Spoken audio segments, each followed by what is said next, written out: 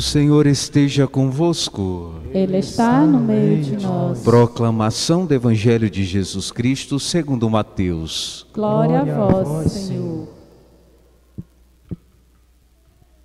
Naquele tempo, os fariseus ouviram dizer que Jesus tinha feito calar os saduceus. Então eles se reuniram em grupo e um deles perguntou a Jesus para experimentá-lo: Mestre, qual é o maior mandamento da lei?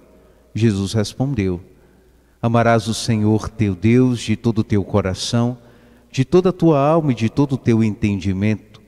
Esse é o maior e o primeiro mandamento. O segundo é semelhante a esse: amarás o teu próximo como a ti mesmo. Toda a lei e os profetas dependem desses dois mandamentos. Palavra da salvação. Glória a vós, Senhor. Reverendíssimo Padre Luan, vigário paroquial, quero saudar a pequena porção do povo de Deus aqui presente, como você que está em casa também nos acompanhando pelos meios de comunicação. O evangelho de hoje é um dos evangelhos mais comuns que nós temos. Eu falo no sentido comum porque todos conhecem, todo cristão já ouviu falar sobre o maior mandamento da lei de Deus. Jesus diz claramente quando é testado. Existem dentro da sociedade do povo de Israel dois grupos muito fortes: os saduceus, aqueles que cuidavam do templo. Alguns eram sacerdotes que ofereciam sacrifícios que eram oferecidos no templo. Eles também tinham funções no sinédrio, que hoje nós temos como o parlamento, né? Então, dentro da sociedade também eles tinham uma função política, os saduceus. Então eles eram muito influentes e tinham os seus conceitos. Eles acreditavam em alguns conceitos diferentes dos fariseus. Os fariseus, por sua vez, eram um grupo voltado especificamente à Torá. A Torá, o que é isso, padre? É a Bíblia que nós temos, só que são apenas os 5 primeiros livros que nós chamamos de pentatêuticos. Para os fariseus, a palavra de Deus se constitui apenas por esses 5 livros. Tinham uma grande missão de levar essa Torá e guardar como a palavra sagrada de Deus. Quem já foi em Israel pode ver que eles, quando a gente vai visitar um dos pontos turísticos, que é o Muro das Lamentações, que eles vão lá clamar todos os dias, orar por o templo que foi destruído, porque logo depois da queda do templo, os saduceus acabaram deixando de existir, exatamente porque a função deles era cuidar do templo. Logo depois do 2º século, depois que Cristo subiu ao céu, né? Depois do nascimento de Jesus, os saduceus deixaram de existir exatamente porque eles tinham a função do templo. Como o templo foi destruído e hoje as ruínas da antiga Israel, que nós chamamos de Muro das Lamentações, que a gente vai lá visitar e que os judeus oram dia e noite.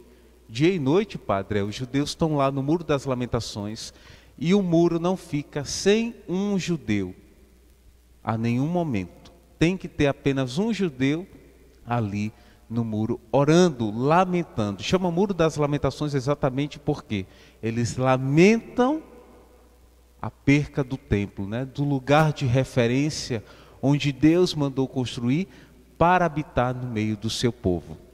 Então, dentre esses grupos, Jesus já havia calado os saduceus, diz o evangelho de hoje.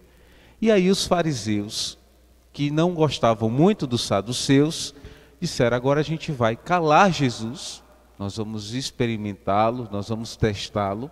Aí a gente continua com o poder, porque tudo isso era briga de poder. Quando Jesus foi entregue ao sinédrio, ao julgamento, que regiam a Roma, a César, exatamente a briga pelo poder. Porque Jesus estava ensinando e mostrando ao povo a verdade. É nem tanto que no diálogo de Jesus com Pilatos, Jesus fala sobre a verdade. E Pilatos, por não conhecer a verdade, diz: mas o que é exatamente a verdade? Pilatos estava diante da verdade, mas não havia ainda enxergado, como muitos e os fariseus da mesma forma. Estavam diante de Jesus, mas não conseguiam enxergar nele a verdade. Estavam como que cegos. E aí eles perguntam sobre as leis. Mexer as leis para o povo de Israel é algo muito sagrado. Falar das leis de Israel é algo pecaminoso. Então, dentre as leis, 613 leis que o povo de Israel havia constituído. Nós falamos dos 10, né? Aquelas 10, os 10 mandamentos que Moisés subiu ao Monte Sinai e Deus revelou. Dentre essas 10, existem 613 leis. E dentre essas 613 leis, qual é a pergunta que fizeram a Jesus? Qual é o maior mandamento de todos esses? E Jesus responde, né? Eles chamam até de mestre Jesus, exatamente por uma ironia. E Jesus responde, né?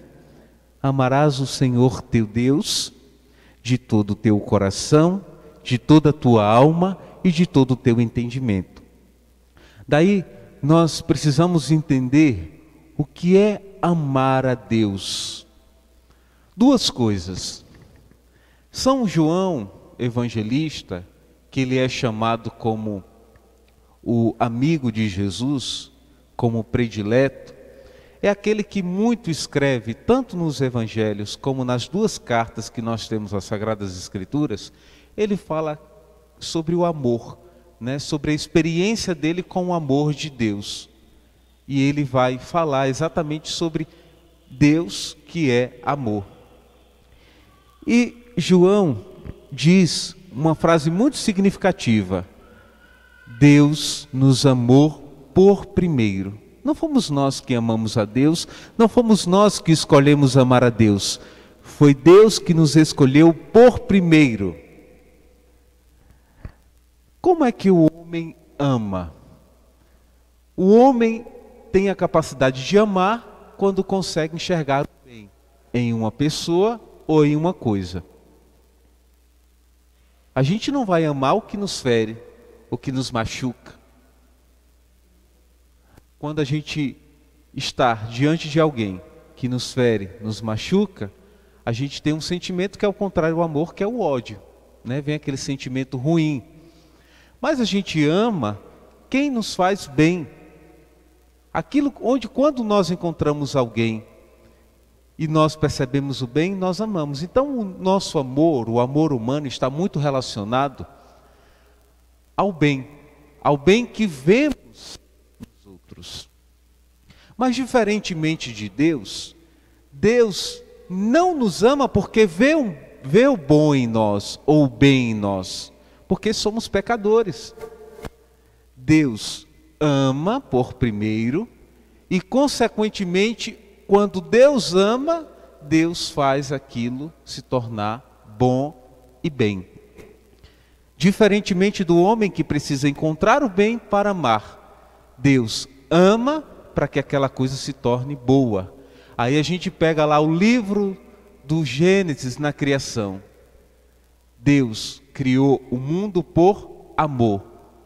E por isso Deus olhou e viu que todas as coisas se tornaram boas, todas as coisas criadas foram boas, porque Deus primeiro amou e as coisas se tornaram boas.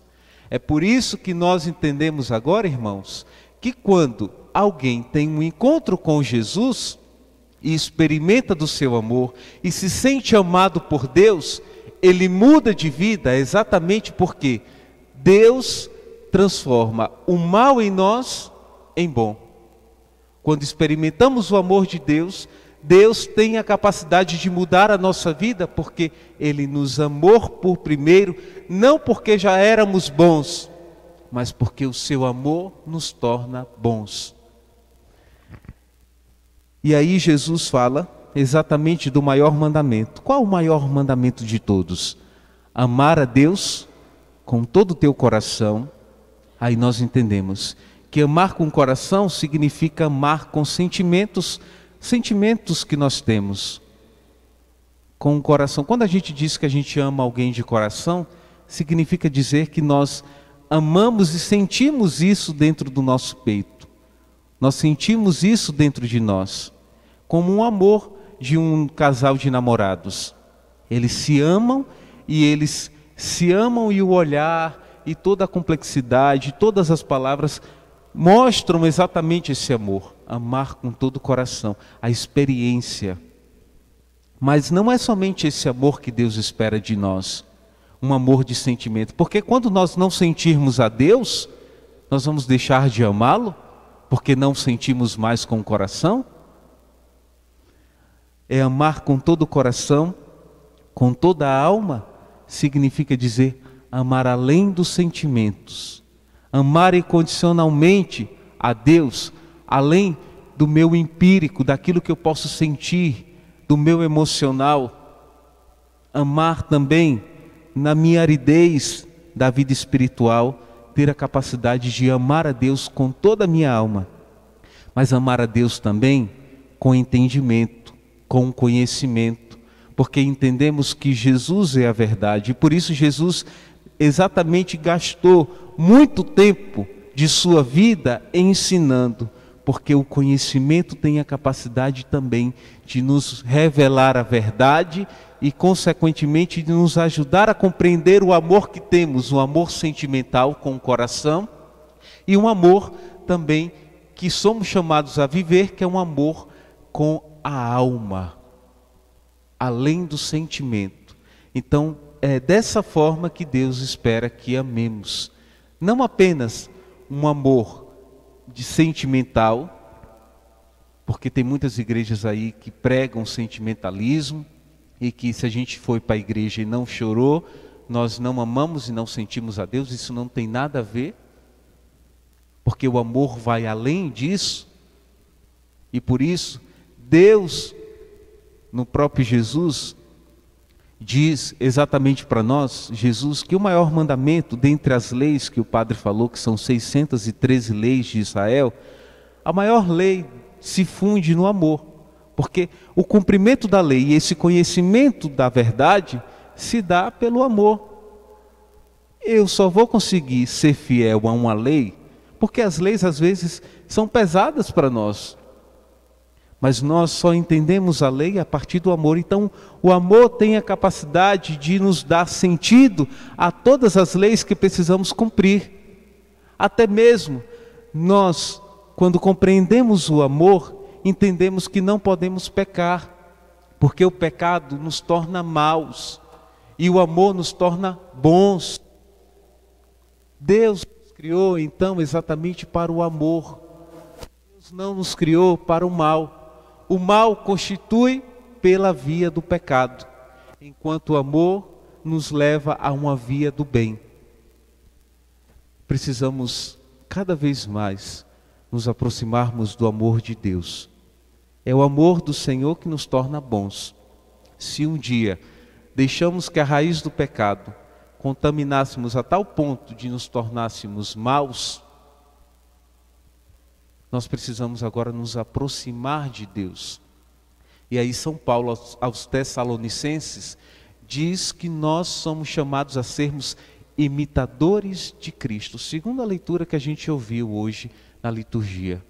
Ser imitadores de Cristo significa dizer que nós somos chamados, muito mais que pecar, a amar. E quando experimentamos o amor de Deus, quanto mais experimentamos o amor dele e nos sentimos amados por Deus, mais vamos nos tornando bons, porque Deus, como o Padre falou, nos ama não porque somos bons já, mas porque o seu amor tem a capacidade de nos tornar bons. Por isso, irmão, entendamos que o maior mandamento de todos se funde não apenas em amar sentimentalmente a Deus, mas amá-lo com todo o coração, com toda a alma e com todo o entendimento. Louvado seja nosso Senhor Jesus Cristo. Para sempre seja louvado.